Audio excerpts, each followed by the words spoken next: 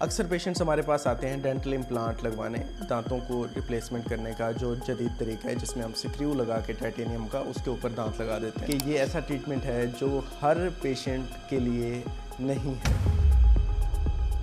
वरना आप डिसअपॉइंट होंगे जब आप हमारे पास आएंगे। अगर आपका इस सिचुएशन में कोई डेंटल इम्प्लांट लगा भी रहा है तो आपने ख़ुद भी ख्याल रखना है, वरना ये हो सकता है कि वो आपसे पैसे भी ले लेगा, आपका डेंटल इम्प्लांट भी शायद लग जाएगा लेकिन वो चलेगा नहीं, वो सक्सेसफुल नहीं होगा। और आपका जो मकसद था कि दांत आपका आ जाए और आपका दांत लग जाए, आपकी एस्थेटिक ठीक हो जाए या आपका जो खाने पीने का मामला है वो ठीक हो जाए, तो वो शायद मुकम्मल ना हो पाए। तो इसलिए ये वीडियो आपके लिए बहुत अहम है अगर आप कंसीडर कर रहे हैं कि आप डेंटल इम्प्लांट लगवाना चाह रहे हैं।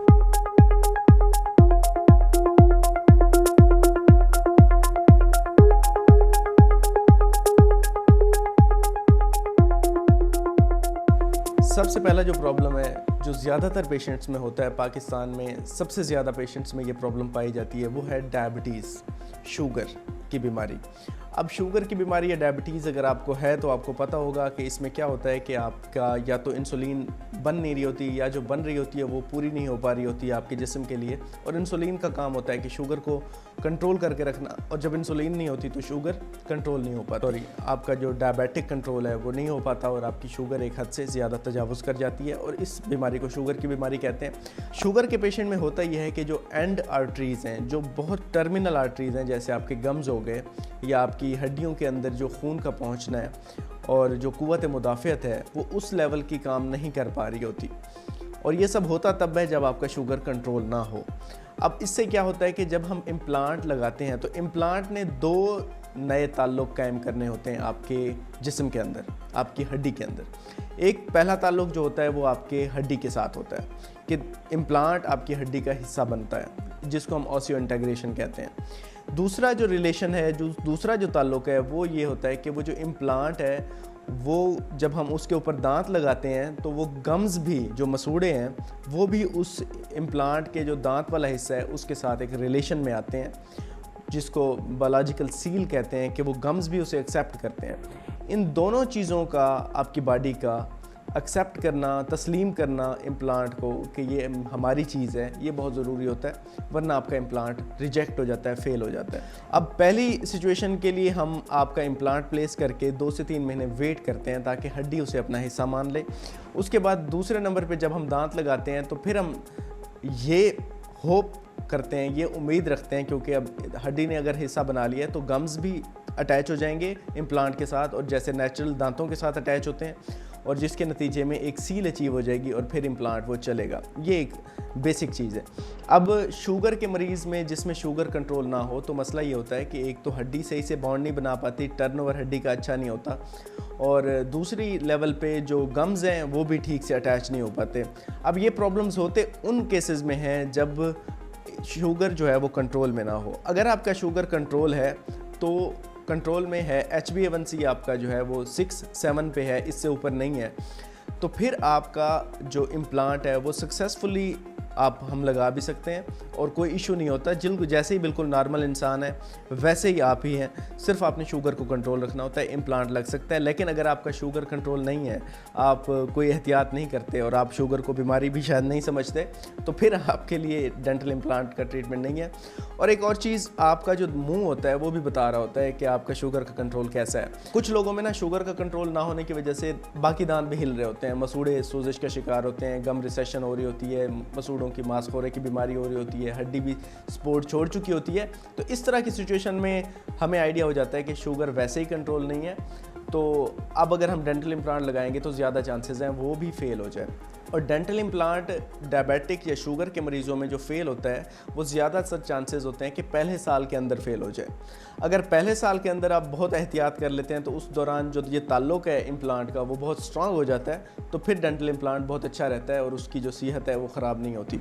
तो क्योंकि डेंटल इम्प्लांट ने भी उसी तरह से रिलेशन बनाना होता है जिस तरह से नेचुरल टूथ ने बनाना होता है। अगर आपका नेचुरल टूथ भी लूज़ हो गया या ख़राब हो गया तो डेंटल इम्प्लांट भी आप उम्मीद रखें कि ख़राब हो सकता है। तो अगर आप डायबिटिक हैं और डेंटल इम्प्लांट लगवाना चाहते हैं तो ये एक रिलेटिव कंट्राइंडिकेशन इसे हम कहते हैं, जिसमें यह है कि आप अगर उसको कंट्रोल कर लेते हैं तो फिर आप इम्प्लांट लगवा सकते हैं। अगर आप कंट्रोल नहीं कर पा रहे तो फिर आपके लिए इम्प्लांट लगवाना अच्छा ऑप्शन नहीं है। दूसरे नंबर पे जो इशू है वो ये है कि आपका अक्सर लोग इम्प्लांट लगवाना चाहते हैं और उनकी ग्रोइंग एज होती है। ग्रोइंग एज ये है कि अभी जबड़े बढ़ रहे हैं बच्चों में 10-12 साल की एज तक, 13 साल की एज तक, जब तक पूरे दांत नहीं आते तब तक आपकी हड्डी ग्रो कर रही होती है। तो जब हड्डी ग्रो कर रही होती है तो उसमें हम इम्प्लांट नहीं लगा सकते, क्योंकि अगर हम इम्प्लांट लगाएंगे तो हड्डी ग्रो करेगी तो वो पोजीशन चेंज हो जाएगी, उसकी लोकेशन चेंज हो जाएगी, शायद बाद में वहाँ पे दांत ने आना हो और हम उसके ऊपर डेंटल इम्प्लांट लगा दें, तो ये पॉसिबल नहीं होता। तो अगर बच्चा है तो हम वेट करते हैं या आप चेक करा लें कि लगवाना भी ज़रूरी है कि नहीं, क्योंकि बच्चों में और भी काफ़ी बेहतर ऑप्शंस होते हैं। ब्रेसेस का ऑप्शन होता है या रिप्लांटेशन का ऑप्शन होता है, जिसमें हम कोई आपका ही दांत आगे पीछे कर सकते हैं, लगा सकते हैं सर्जरी से। तो बच्चों में काफ़ी ऑप्शंस होते हैं, डेंटल इम्प्लांट को हम अवॉइड करते हैं। तीसरे नंबर पे है स्मोकिंग। स्मोकिंग एक ऐसा इशू है जिसको तो इशू ही नहीं समझा जाता। तो स्मोकिंग एक ऐसा प्रॉब्लम है जिसमें हम डेंटल इम्प्लांट अगर लगवाएंगे तो वो भी फेल हो जाएगा। और इसमें भी सेम सिचुएशन होती है, इसमें निकोटीन होती है आपकी जो सिगरेट है, और निकोटीन क्या करती है, इवन के वेपिंग में भी निकोटीन यूज़ होती है, सिगरेट में भी निकोटीन यूज़ होती है। तो निकोटीन जिस चीज़ में भी यूज़ हो रही हो, तो निकोटीन से क्या होता है कि आपके जो मसूड़े हैं और आपकी जो हड्डी है उसके अंदर ब्लड की सप्लाई कम हो जाती है, खून आपका कम हो जाता है। और यही खून होता है, यही ब्लड होता है जो एक्सेप्ट करता है इम्प्लांट को और इम्प्लांट के साथ एक रिलेशनशिप बनाता है। अगर वो पहले ही आपकी हड्डी और मसूड़ा इतनी कमज़ोर हैं कि उनमें अपना खून नहीं है ठीक से, तो उनके अंदर अगर हम इम्प्लांट लगा लेंगे तो वो तो एक्सेप्ट नहीं करेगा उसे। और स्मोकिंग में भी वही इशू होता है कि आपका दांत अपने भी लूज़ हो रहे होते हैं, गम्स आपके ब्लैक हो जाते हैं, गम्स वीक हो जाते हैं, थिन हो जाते हैं। तो उस सिचुएशन में अगर आप इम्प्लांट लगाएंगे तो वो कोई फ़ायदा नहीं होगा।